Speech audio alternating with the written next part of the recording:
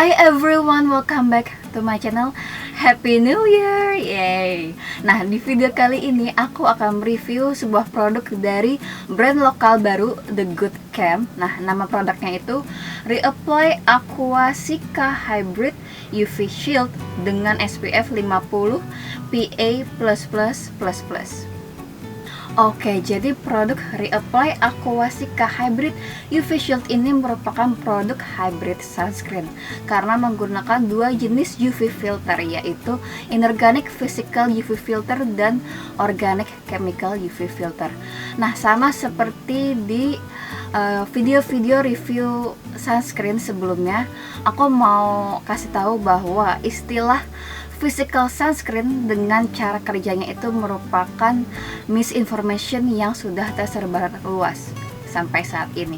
Nah, jadi berdasarkan yang aku baca di blog postnya Let Muffin, bahwa produk-produk sunscreen yang menggunakan UV filter titanium dioxide maupun zinc oxide itu sebenarnya penamaan atau sebutan yang lebih tepat adalah inorganic UV filter atau inorganic sunscreen gitu, bukan physical sunscreen.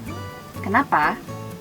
Karena cara kerja physical dan chemical sunscreen itu overlap, saling tumpang tindih, ada kesamaan gitu. Jadi inorganic dan organic sunscreen ini sama-sama bekerja dengan cara menyerap sinar UV yang datang dan mengubah energinya menjadi heat atau panas.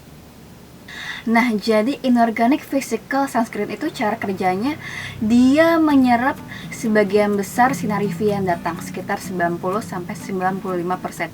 Nah, sisanya sebesar 5-10% dia scatter, disebarkan dan reflect, dipantulkan gitu. Nah, jadi kalian kalau mendapatkan informasi mengenai cara kerja inorganic physical sunscreen itu cuma bikin lapisan shield gitu di atas permukaan kulit dan cuma memantulkan sinar UV yang datang, itu kurang tepat ya, karena mostly sebagian besar sinar UV yang datang itu diserap dan diubah menjadi heat atau panas. Nah, informasi pembahasan lebih lanjut mengenai inorganic dan organic UV filter itu bisa kalian tonton di video yang sudah aku buat, yaitu Skin Talk Series episode 6. Nah, kalian bisa tonton di sini. Nah, sesuai namanya, sunscreen ini tuh menggunakan dua jenis UV filter karena dia hybrid kan. Nah, untuk inorganic physical UV filternya ada titanium dioxide. Nah, terus untuk organic chemical UV filtersnya ada ethyl hexyl methoxycinnamide atau octinoxate. Terus ada butyl methoxydibenzoyl methan atau avobenzone. Terus ada octocrylene. Nah, terus selain UV filters, sunscreen ini juga mengandung niacinamide. Nah, niacinamide itu juga diketahui sebagai vitamin B3. Dia juga antioksidan, bisa mencerahkan, terus juga bisa mengontrol produksi sebum atau minyak di kulit, terus juga bisa humectant, yaitu jenis ingredient yang fungsinya untuk menghidrasi kulit. Nah, terus ada tocopherol asetat atau vitamin E. Nah, tocopherol asetat itu merupakan vitamin E, tapi dia tuh lebih stabil dan longer shelf life dibandingkan pure vitamin E, yaitu tocopherol gitu. Jadi tocopherol asetat itu versi lebih stabilnya.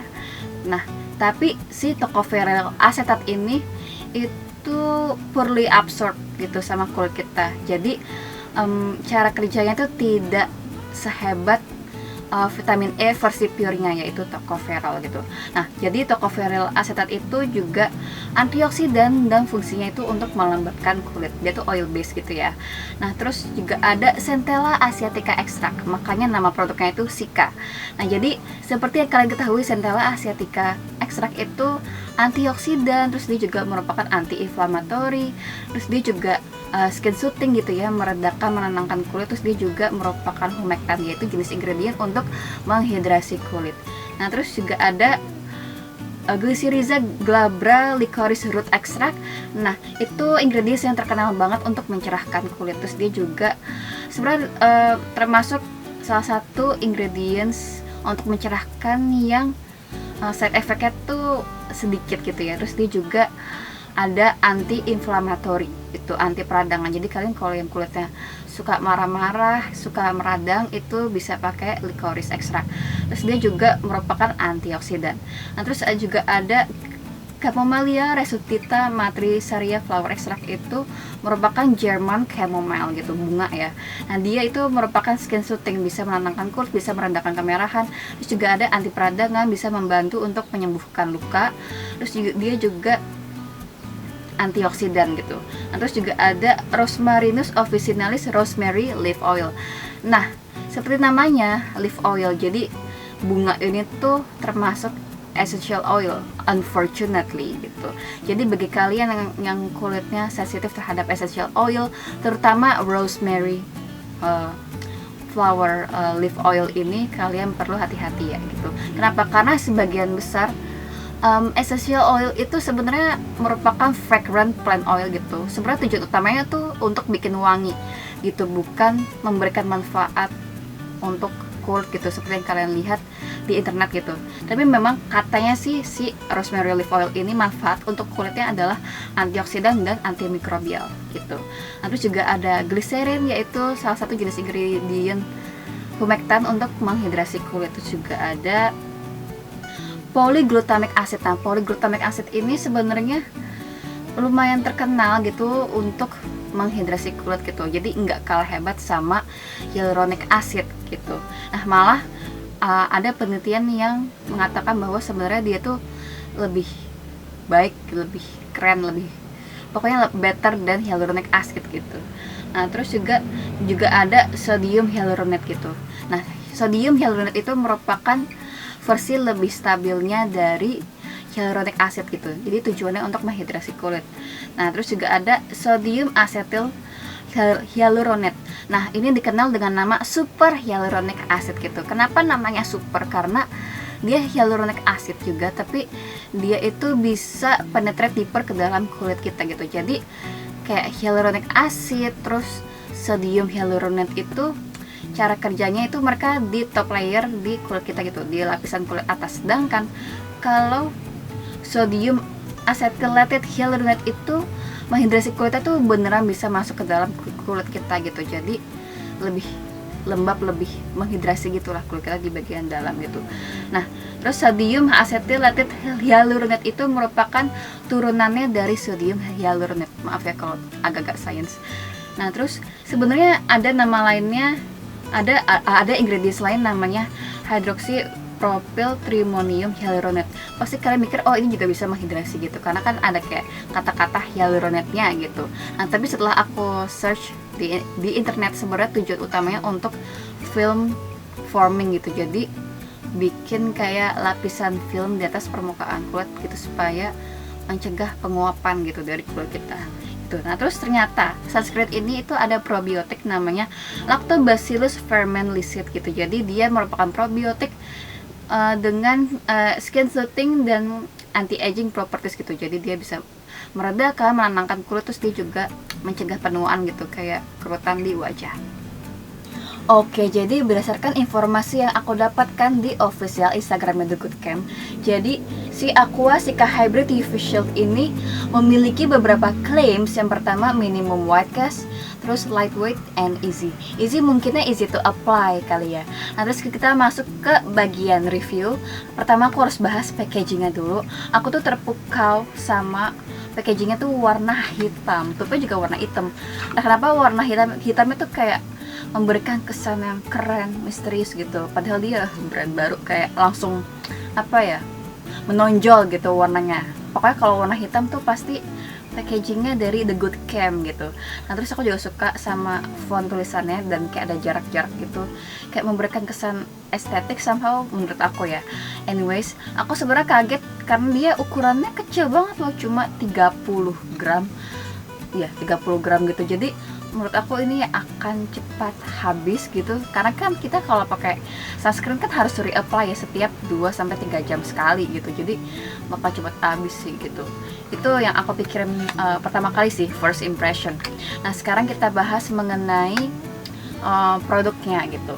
Nah, jadi tuh dia konsistensinya tuh lebih ke lotion menurut aku ya, bukan kayak krim gitu. Karena ketika kalian tuang ke tangan tuh, dia tuh kayak lebih ke cair gitu loh, instead of kayak kental krim gitu. Jadi kalian waktu mau pakai si sunscreen ini tuh hati-hati ya, karena dia tuh cair lotion gitu. Nah terus dia warna lotionnya tuh kayak putih gitu. Nah tapi walaupun dia warnanya putih tuh, ketika di blend tuh dia tidak meninggalkan white cast gitu, padahal dia mengandung inorganic physical UV filternya titanium dioxide gitu. Tapi berdasarkan yang aku baca ya, aku lupa di Instagramnya siapa gitu, sebenarnya hasil white cast itu sebenarnya nggak selalu karena inorganic physical sunscreen, tapi kalau sunscreennya itu menggunakan organic chemical UV filter juga bisa sebenarnya memberikan hasil yang white cast gitu. Tapi most of the time memang terjadi di UV filternya inorganic physical UV filter gitu.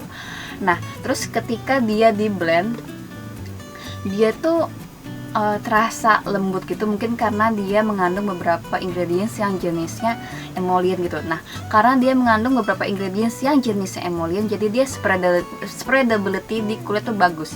Jadi kayak cepat di blend gitu, cepat merata gitu, dan dia juga ternyata cepat menyerap gitu. Jadi setelah kalian selesai ngeblend tuh langsung cepat aja gitu ngesetnya gitu.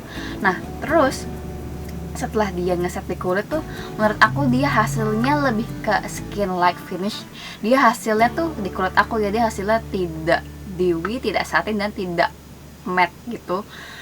Nah tapi mengenai matte-nya atau enggak tuh, menurut aku slightly matte di kulit aku sih dugaan aku sih karena dia mengandung UV filternya si titanium dioxide gitu. Karena biasanya sunscreen yang menggunakan UV filternya tuh inorganic physical UV filter itu biasanya kayak bikin lapisan di atas permukaan kulit, dan biasanya hasilnya lebih ke matte dan nggak nyaman gitu kan. Nah tapi entah kenapa si Aquasika Hybrid Facial ini memang si hasil tuh slightly matte gitu, tapi ketika aku cuci muka dengan oil based cleanser tuh dia gampang aja gitu dihapusnya, enggak yang nyusahin harus digosok-gosok berulang-ulang gitu.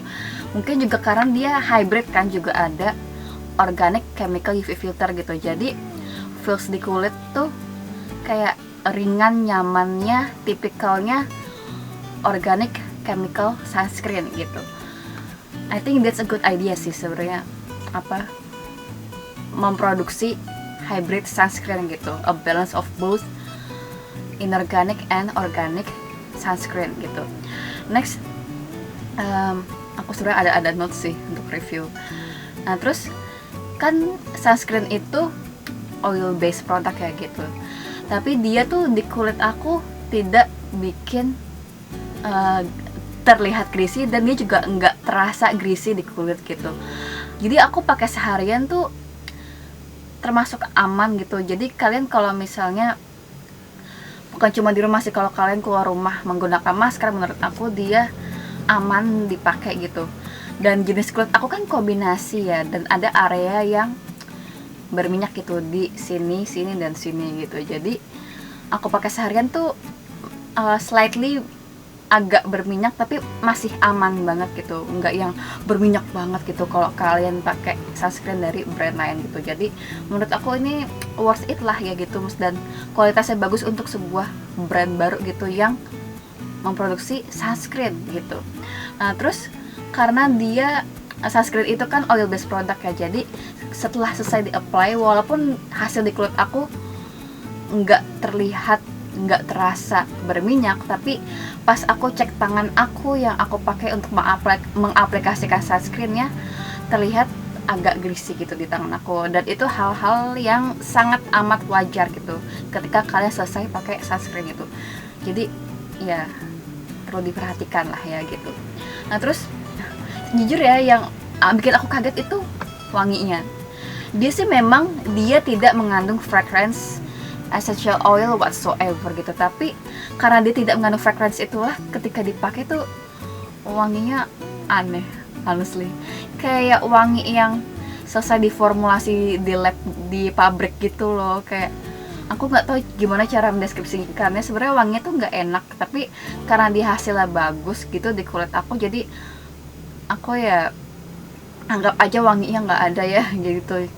Jadi bagi kalian yang lebih suka produk skincare yang lebih ada wanginya gitu untuk experience-nya, kalian mungkin akan kurang suka sama ini. Tapi kalian kalau nggak peduli sama wewangiannya yang aneh dan nggak nyaman, ya nggak apa-apa sih pakai ini.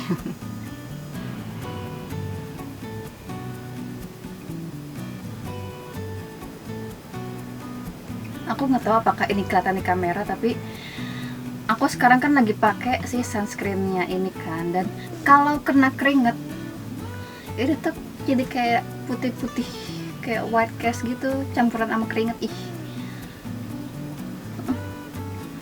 so not pretty. Harus reapply sih ini.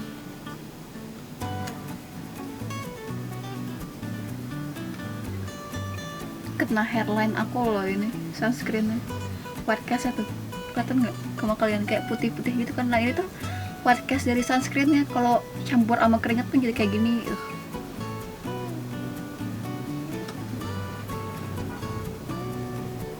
Ini kalau kena kulit kepala terus nyuci rambut nggak bersih bisa ketombean nggak sih? Kayaknya iya deh.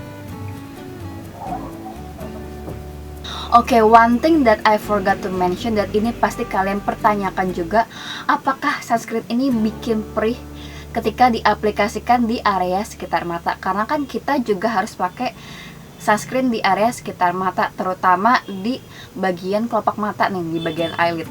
Karena kan eyelid kita kan juga ada kulit gitu kan, dan pasti terpapar sinar matahari juga gitu. Masa sih kita nggak pakai sunscreen di area situ juga gitu kan, pasti belang dong gitu. Dan pas aku cobain ini ya, sepengalaman aku dia nggak bikin perih sama sekali. Luar biasa, karena selama ini tuh aku nyari sunscreen yang bagus, yang finishnya lebih ke matte, ringan, nyaman, tapi nggak bikin perih di area sekitar mata. Karena sebagus apapun sunscreen, kalau dia bikin perih di area sekitar mata, sorry, gue nggak mau pakai gitu.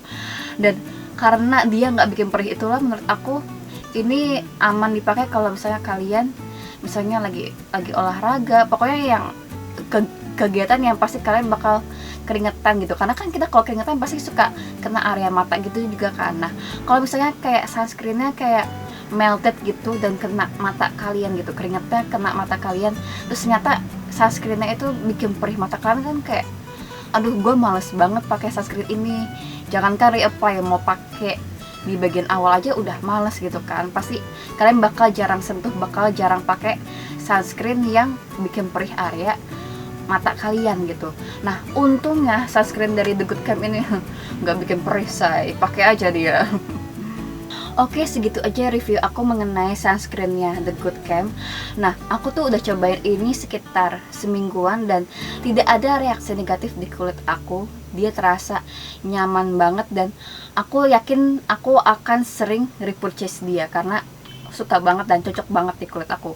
Nah, kalau aku memberi dia nilai mungkin 9,5 dari 10. Kenapa 9,5? Karena satu hal yang aku kurang suka dari dia adalah dia tuh kalau misalnya kita keringetan gitu, ketika udaranya panas, sunscreennya tuh kayak melted terus bercampur dengan keringet, jadinya tuh nggak indah gitu loh. Beneran kayak ada kayak cairan kayak putih-putih gitu, karena kan dia kayak pas melted tuh kayak ada white cast terus bercampur dengan keringet tuh kayak udah kayak tidak indah.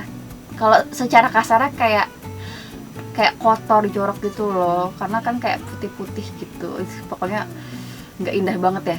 Kalian kayaknya harus experience sendiri untuk ngerti maksud aku ketika dia melted bercampur dengan keringat. Ngebayangin aja tuh udah. Anyway, segitu aja reviewnya. Semoga review aku membantu. Thank you so much for watching and I'll see you guys all next time. Bye.